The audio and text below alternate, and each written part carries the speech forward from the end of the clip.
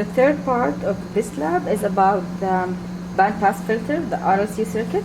So it's the output is across the resistor. I asked you in the pre-lab to choose another capacitance. So here I chose 3.3 nanofarad. So the resonant frequency here is 1 divided by 2 pi times square root of LC.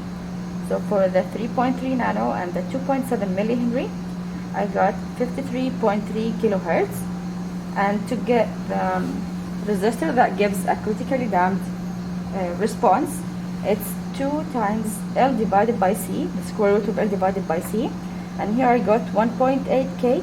And for the underdamped and overdamped, I chose 680 ohms and 5.6 kilo ohms. So here's the circuit. Here's the input from the function generator. The input is connected to the capacitor, 3.3 nano, and then the 2.7 millihenry, and then R, and this R is the 680 ohms for the underdamped. And the output is across the resistor. Here's the output.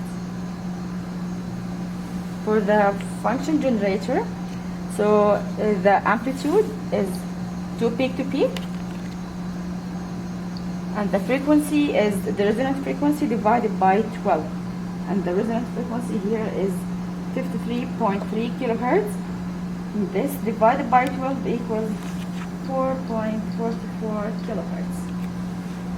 So here's the output waveform for the underdamped. And the underdamped, so here's the response you got in the pre-lab,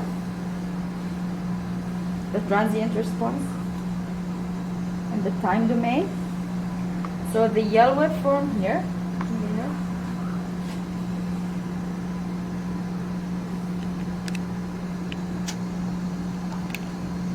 the yellow waveform represents the underdamped response. So now we want to check the frequency response of the circuit. So the yellow waveform here states that below the resonant frequency, this is the resonant frequency, peak to peak 2 or the output voltage decays to 0, and above the resonant frequency also the peak to peak 2 decays to 0, and the maximum is around the resonant frequency. So let's check this here. Let's start with the 100 Hertz on the function generator.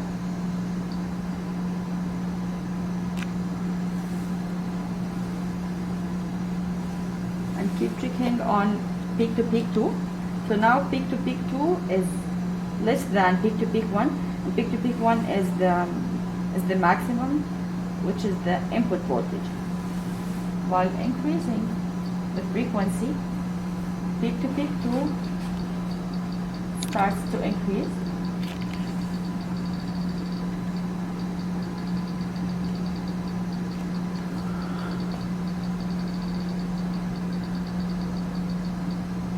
Then we can notice that the maximum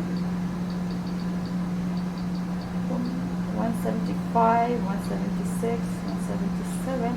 So this is the maximum, 177, and it's around 53.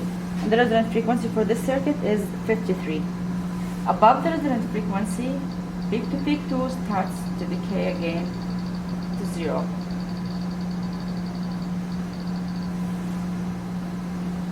Now let's check for the critically damped.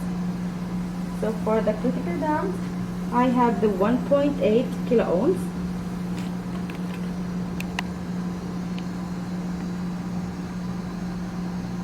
So 1.8. I just changed the resistor here to 1.8 kilo ohms.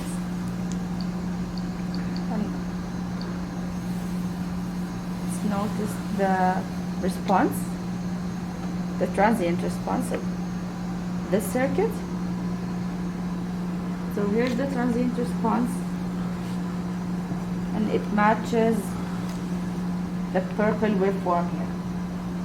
And the purple waveform here represents the critically damped response.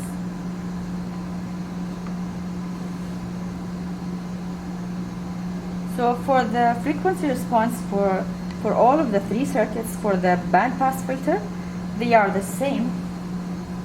So around the resonance frequency, all the circuits have their maximum, and below and above the resonance frequency, the output voltage decays to 0. But the only difference for this circuit is that the bandpass of the underdamped circuit is the smallest, and the bandpass of the overdamped circuit is the largest. Now let's check for the last circuit, for the overdamped, which is the 5.6 kilo ohms.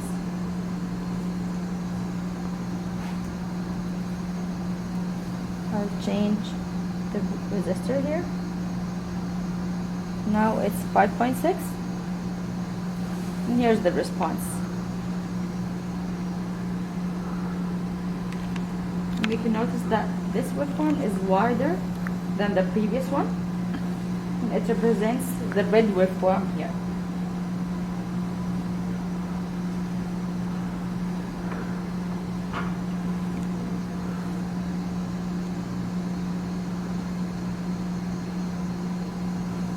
This is it for part 3.